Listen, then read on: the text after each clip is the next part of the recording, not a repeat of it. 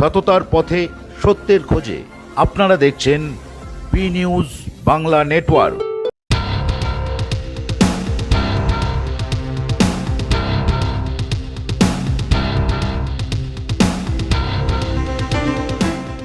রাজ্য জুড়ে রাত জেগে মহিলাদের বিক্ষোভ, রাজপথ দখলে মহিলারা। এই বিক্ষোভ শুধু রাজ্য জুড়ে নয়, বিদেশের মাটিতেও এই বিক্ষোভের আঁচ পড়েছে।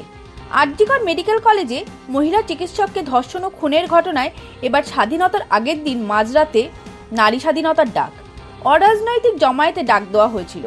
কলকাতা থেকে জেলা রাজ্যের বিভিন্ন প্রান্তে রাত 11:55 রাস্তায় নেমে প্রতিবাদ জানান প্রচুর মহিলা সমর্থকরা।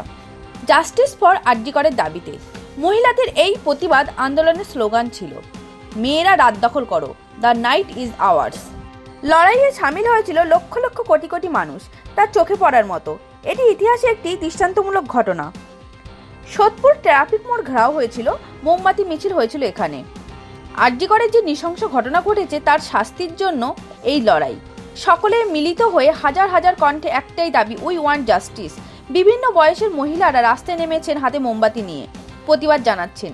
এত মানুষ একসঙ্গে এই প্রতিবাদে সামিল হয়েছে, পশ্চিমবঙ্গে এই ছবি বিরল। মহিলাদের সঙ্গে পুরুষরাও এই প্রতিবাদে সামিল হয়েছে।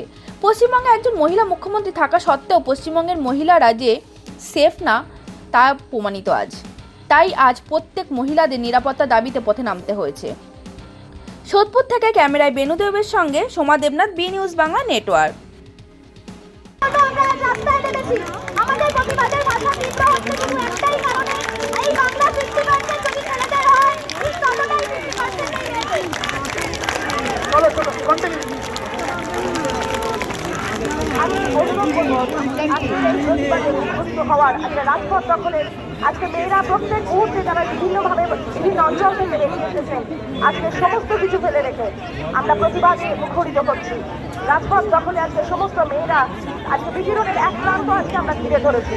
আজকে এই প্রতিবাদে মুখরিত হবে আমাদের সব কিছু হাজির হয়েছে জিতু কামাল, তাকে লক্ষ্য করে যার কথা বলার জন্য।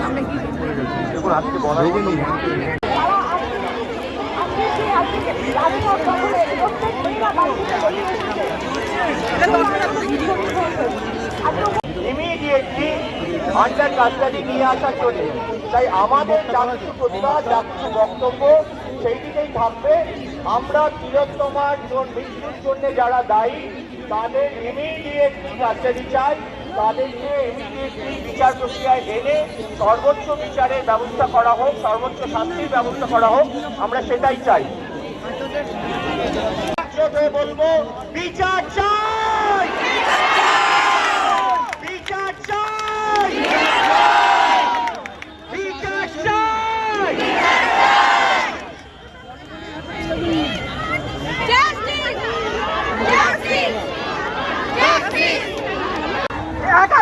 অক্টোবর 2021 সালে উনি দৌড়ে দৌড়ে পালিয়েছিলেন, ওনাকে প্রতিবাদ করা হয়েছে। চলে যাওয়া তো চলেই গেছে।